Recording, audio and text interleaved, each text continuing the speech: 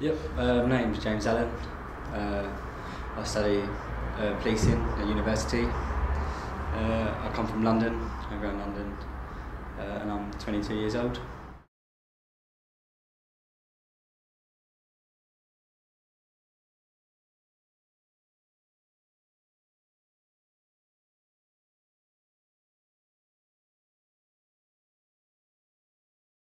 To describe my father, I would have said really outgoing personality, always like life and soul of the party, sort of thing. He was a mechanic most of his life, from the age of like 16, so always outside, dealing with like cars, trucks, different things like that. He was 58 years old when he passed away.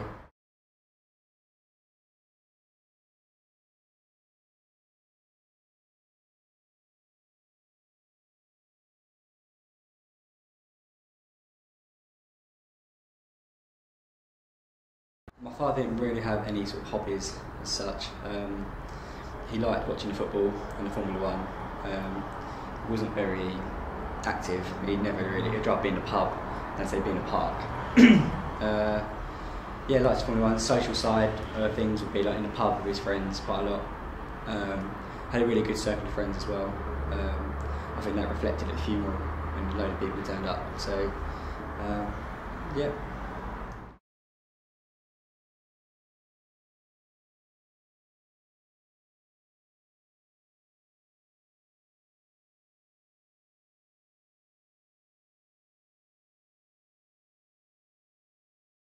No.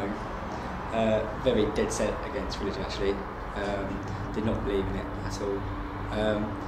Not to the extent that he wouldn't go to church for like Christian events like weddings and bits and pieces, but no, he wasn't religious at all. Yeah, he just believed like when he died, that was it. It was over. He was 22, same age as me, or a bit younger, when his mother died of cancer.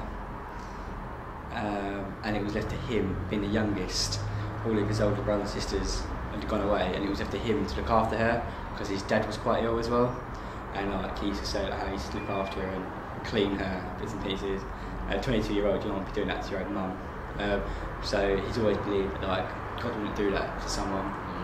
And then when his mum did die, his stepmom now moved like in. She was a family friend, moved in with like his dad, and he didn't take that very well either. And then he sadly died as well a couple of years later. So my dad thought to lose both his parents at age 25, like there's no religion.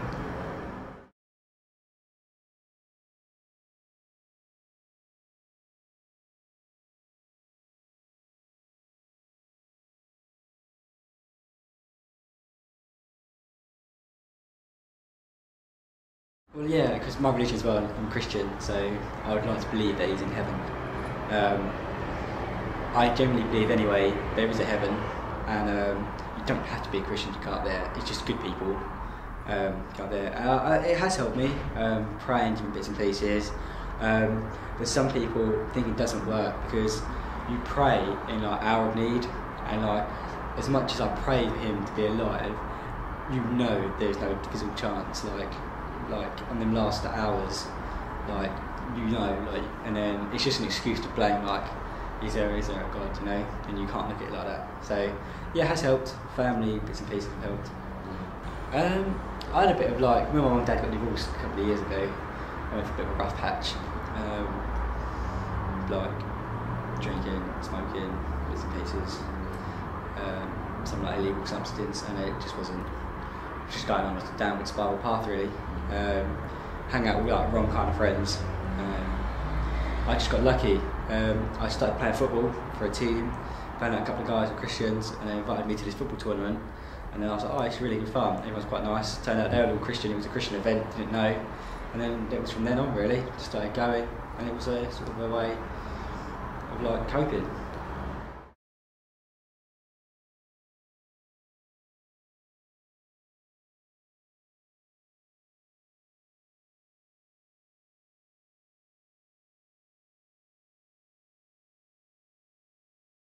It was a form of leukemia. He was diagnosed with cancer of the blood. His actual symptoms he had was called MDS, and it's metabolic something syndrome. Like I said, you get all the information. So it just means your bone marrow stops functioning to create the right blood cells to keep your blood going around your body, really. It was diagnosed in like June 2012. Yeah, that was when he was diagnosed, roughly.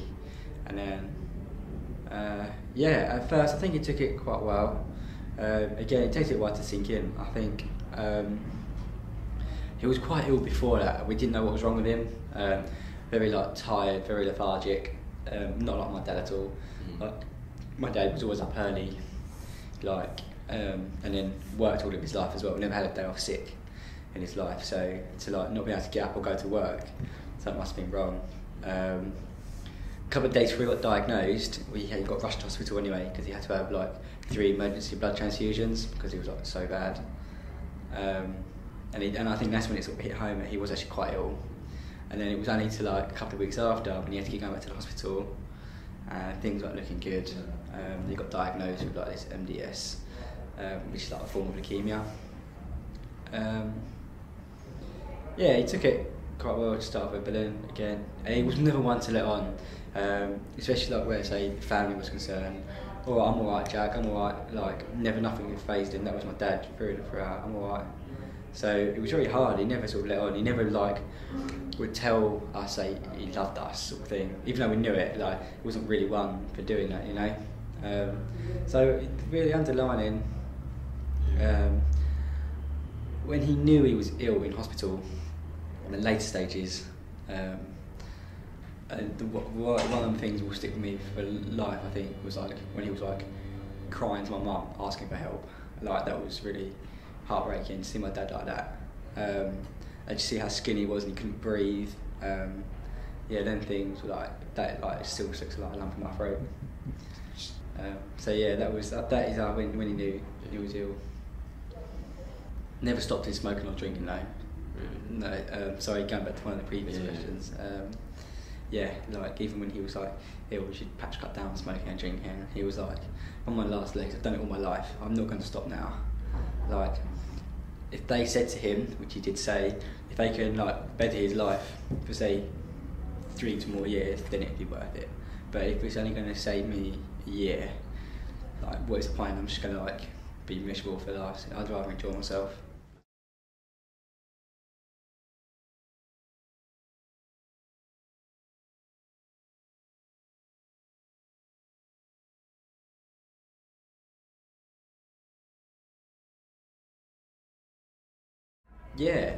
Coping mechanisms in my family we used was we sort of bounced off each other anyway. I have one younger brother who's 20, and he sees everything black and white anyway. He's got a very mild form of Asperger's, even though he's not been diagnosed with it. It's quite obvious, especially in situations like this. It is black and white. Taking the news was a bit gutted, I think. We heard he got cancer of the blood, because we were normally quite an upbeat family, so it was you'll get over it, sort of thing. Positive attitude, positive thinking towards it. Did play a big part, I think. It was important that I think when you're around someone like that you do keep them upbeat, not be a pessimist, especially because obviously it's not happening to you as it's happening to them, so you have to be upbeat around them. Me and my dad have quite a dark sense of humour anyway, so we kind of bounced off that, being quite sadistic in a way, especially about his death. And a couple of people would be you can't really say that sort of thing. My dad would joke around, trying to get all the bar tabs he could because he won't be here to pay it off, and it'd be left to me. Different things like that. So, humour I think plays a big part in it. You just got to try not to let it get you down. I think when he actually died, it was a whole different ballgame then. I probably still to this day haven't really spoken about this detail. Actually, it's probably the first time. It's quite strange. But Yeah, my coping mechanism was being sort of the eldest, taking this responsibility now of make sure my mum was alright, make sure my brother was alright. Like, when my dad was in intensive care, he was like heavily sedated, unconscious, and I could not bring myself to go in that room to see him like that. And my brother would be there every day, holding his hand, talking to him, and I just could not physically do it. And that's how the way my brother could cope, like talking to it like that, and I just never had. And then again on that last day when he did die, like my brother was like, I want like 2 minutes alone with my dad, and like just see like through like the double doors, you got like the glass, see my like, brother holding his hand, like crying, like this, like again, horrible, absolutely horrible. And like, I think I couldn't even bring myself. I had to stand at the end of the bed and say my goodbye to him, but I couldn't even bring myself. That's probably one regret I have. And then being the eldest, sort of responsibility. Yeah, just sort of like be strong, like telling my mum, don't cry in front of my mum, sort of thing. And I not really want to cry in front of people anyway. And when there's a couple of people around, I didn't want to. I shut myself in the toilet at the hospital for about 2 minutes, just have a little sob, and then that was it. Like, get it done. I kept telling myself like, if I keep telling myself over again, like it's happened, I'll get used to it. And then I kind of took on the role of telling like friends and family that he'd passed away. And that was like hard because a lot of people was in contact as well, wanted to keep them updated, and that was a hard thing to do as well. Going from 2 weeks saying, 2 weeks saying my dad's made a real improvement to him like dying, and ringing everyone was quite hard. Like all the phone calls, probably made about 50 phone calls. It was, but at the same time, I just felt like I had to do it. I had to tell people, and I felt like if I could just keep saying it, then it won't affect me, sort of thing. And yeah, the only time I've really cried about it is probably when I say when I've been drunk, or like to Alex once. But other than that, my coping mechanism for me was just like, again, a bit of banter, sadistic sort of banter, and just sort of blanking it out, to be honest with you. My brother sort of fed off my mum, and my mum sort of fed off me. Like keeping it all like supported. So, and again, the funeral happened. Didn't really cry at the funeral either. I wanted to cry, a bit teary, and then I'm holding my mum's hand in one hand and my auntie hand in the other, and I was like, what do I do, sort of thing.